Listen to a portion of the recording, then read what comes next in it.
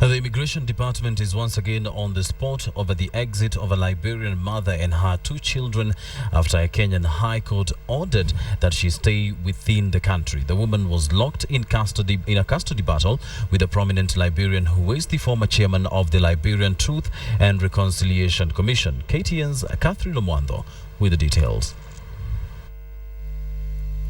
On the 11th of October, the Kenyan High Court ruled that Mwawa Kamara stays in the country with her 2 children for at least 30 days to allow her ex-husband Jerome Verdier access his children aged 11 and 6. However, Mwawa Kamara contravened Kenyan law and has left the country for Liberia, leaving her husband crying foul.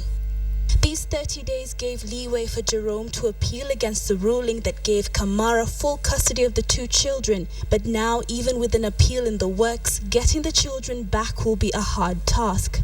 Jerome, a former chairman of the Liberian Truth and Reconciliation Commission, claims that his ex-wife was sent by the Liberian government to kidnap his children and return them to his home country as a way to lure him back. Under the current regime, I cannot survive. And the greatest fear is that they will kill me. They have planned to, they have made several attempts to do it.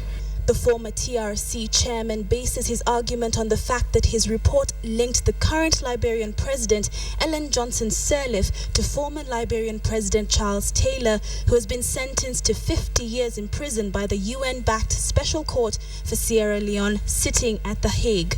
Jerome claims his ex-wife has close ties with the Liberian president. If the government of Liberia is supporting her, there will be no limit to the money she plays with. His second wife, Hawa, says she escaped to Kenya where she sought political asylum. She came with the 2 children in question and her only child with Jerome, a 3-year-old girl. Dorothy Chemtor, who is Jerome's ex-wife's lawyer, confirms that indeed Kamara has left the country despite the High Court ruling. However, she insists that Jerome and his new wife, Hawa, are lying. She alleges that Jerome's new wife left Liberia with her stepchildren without informing the mother, hence the child trafficking charges brought against her.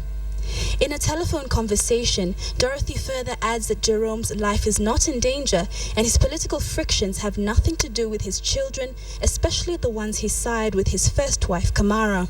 She adds that a trip that he took to the United States was based on a study visa for his master's degree and not to seek political asylum. Although President Ellen Johnson Sirleaf dismissed Jerome's TRC report, she apologized to the Liberian public for supporting Charles Taylor. Custody battle aside, it is still not clear why the Kenyan Immigration Department does not have any records of Kamara and her 2 children leaving the country, despite the Kenyan High Court making a ruling that she has to stay within Kenya for at least 30 days. Catherine Omwando, KTN in Nairobi.